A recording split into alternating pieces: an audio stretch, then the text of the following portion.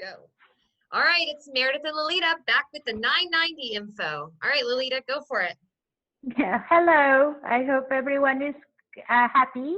So let's see. We are going to tell you a couple of ways that you can do the 990. Is the first one that is makes it very easy. Is for any of the PTAs that will fundraise less than $50,000. And so you have the requirements appear on this form. This is it's an organization that provides this for nonprofits. So the first thing you will do is log in. And then, of course, I have my password and everything in there. And you will use your IN number for that, and it will show you. If you the nice thing about this website, it gives you all the past years, so you can see what Richardson High School PTA has filed in the past. Another part of this website that makes it very easy is that you can do it on a course of multiple days. And so you can edit before you finally file. You can view the status of your file. So you will get an email, a letter, or you can go and click here and it will tell you the status. So when it's pending, this portion that I am showing, where it says accepted, will be showing pending. And it tells you the steps of what you need. You need the easy, and you need the authentication that you are the signer for the form. The PTA prefers that presidents be the signers for the association. And so this is the day that I was accepted on August 2nd. Texas PTA also prefers that you file and have this filled before October. That way you can be in good standing. And my advice is, especially right now during COVID, we had this a couple of years ago when the government shut down and things got backlogged, which may happen right now also with things being backlogged, is the sooner you can file it, the better, because people that were filing it in August or September weren't getting their confirmation back until November or December. So if you can file in the month of July, that's your best opportunity. And so changing signatures is very easy. You will use the form 8453, which is right here. And all you do is, of course, you will link it, and it is fill it, and you email it to the company emails it directly to the IRS, and you get identified as a signer. And then that's all it takes. So now I am going to show you, for some of us that use Membership Toolkit, we utilize, there is a report that you can use, and that is, give me a second. I'm so new out of all of this. So share this application. And what is so nice about is that it makes it so simple. There is a lot of information on the 990 Easy, and so it gives you an idea. What is it that line 1 means? And so here is any gifts that you have received, grants or similar amounts. So if you're part of the Good Neighbor with Albertsons or Tom Thumb, that's where you put that money. Or if you had a corporation give you some money, that is where you will put that amount. Programs and services is exactly what it is. It's everything that you do that is and goes out to the community, and the purpose why you are a PTA. Membership dues, the money that goes here is the part, your actual membership dues. So the part that you take in as association. So if your dues are $10, that's what you put there. If you're, and so on line 4 is just like it says, investment. So is the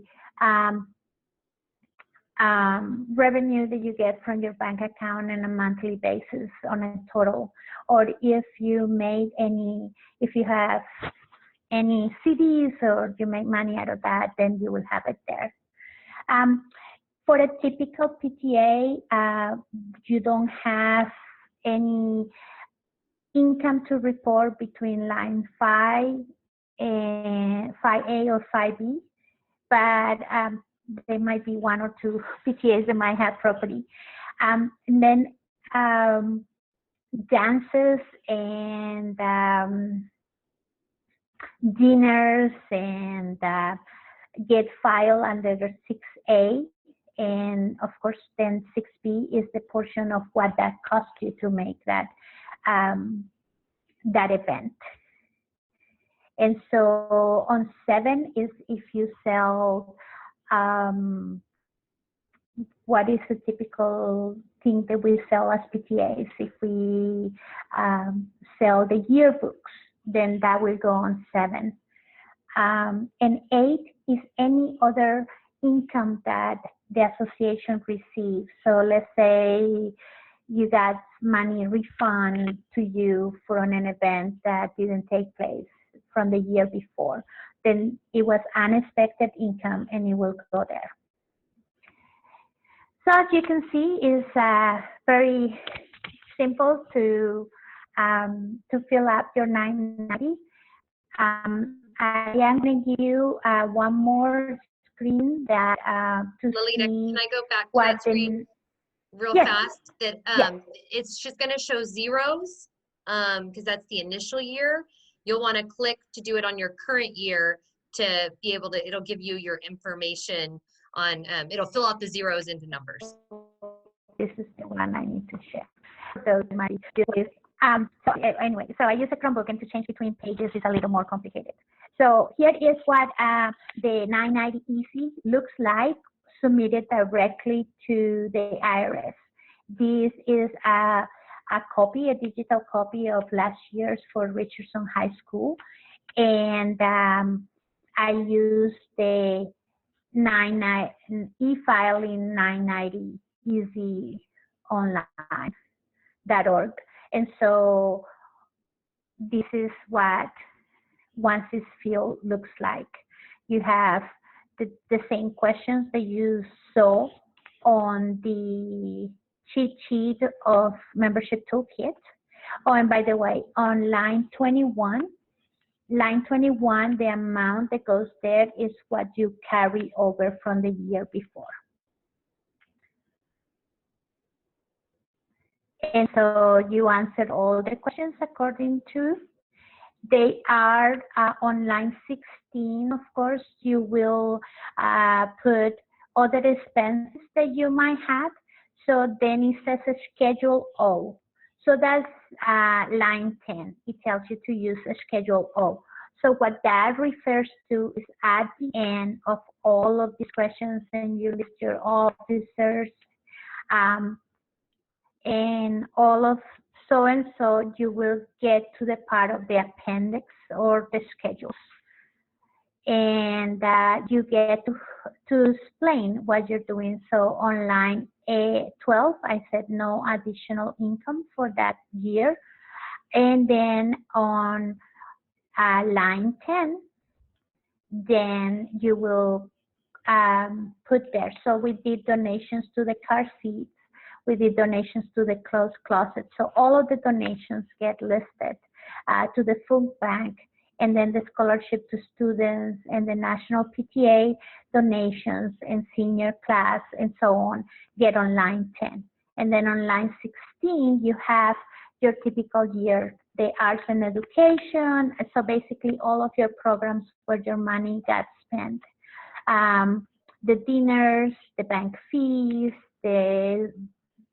any software that you pay a yearly fee on, any celebration that you do, like the poetry reading, and there was a cost to that, then that's where you will list. Even treasure supplies are here, right? And hospitality expenses. All of those go on line 16. And then that's the end of your 990. And so that one is if you make more than $50,000, right? Correct. The 990 easy. Okay. So the other one is the 990 e-postcard. So if your unit makes less than, I'm going to show you, less than that, you can file the 990N. And so there, right here is a PDF. I will send this link out as well, but it's right there if you want to copy that, and you can find this user guide. And it goes step by step into how to file your postcard. So if you've never filed before, you'll log in and then you'll create a user or create an account, or you can ask a previous treasurer or president for the username and login. And then you'll put some information. That is all how to set up an account. But if you already have it, you will submit your 990 postcard. And it's super easy. It's going to have like 3 or 4 questions. You're going to have to put in your EIN number. And then you're basically just going to confirm that you make less than $50,000.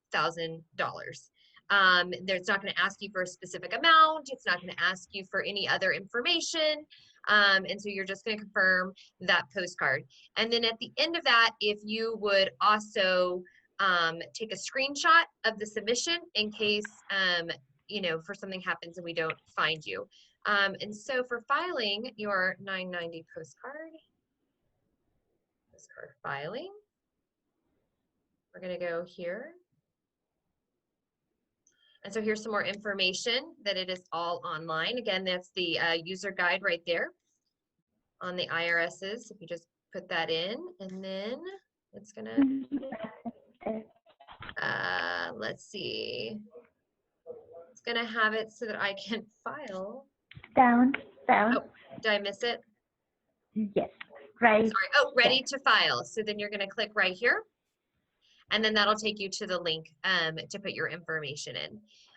If you're concerned about not being able to, you know, don't have a username, or you don't even know how to get the username, I suggest you just go ahead and create a new account for yourself. And that's perfectly fine, but make sure that you have your EIN number for your PTA. And that's the only information you're going to need. So you're going to go there, you're going to put in your information. It's going to send you a code. That's perfectly fine. And then, like I said, you'll need your EIN number, and then you'll put in your information and confirm you make less than 50,000, and you've done it. And it takes 5 minutes, easy, easy, easy. If you don't know your EIN number, contact myself or member services at Texas PTA. They can help you find it, or we can help you get a hold of that number. So hopefully that was helpful in filing your 990. Last year we only had a few units that had a little bit of trouble getting it done by the deadline. So I really, really encourage everyone to get that done in the month of July or early August, and just knock that out so that it'll show up as approved. And I, as treasurer for council, check frequently when Texas PTA starts pulling those for people who have completed the 990, and I'll be starting, you know, keeping a list, and we'll be letting people know that it's shown up or it's been submitted and that Texas PTA has received that. So any questions, Lalita or I are happy to answer any questions on the 990, anything you need. We are here for you if you have anything that you need to get done. And thank you so much.